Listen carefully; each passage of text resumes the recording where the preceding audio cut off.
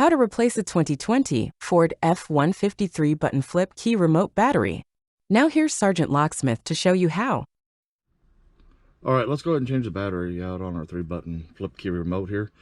For this task, you will need a flat tip screwdriver, so let's get started. First, let's open it up.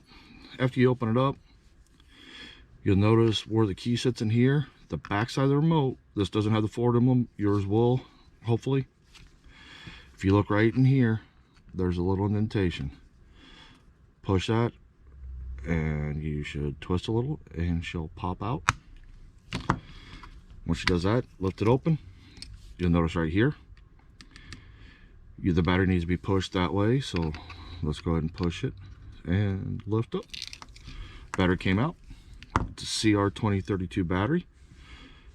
Now when you reinstall it, positive side up, put it towards that lip again, push in, push down, take your backing on there, and there you go. You did it. Thanks again for watching. Leave a comment down below, give us a thumbs up if we helped you. Have a good day.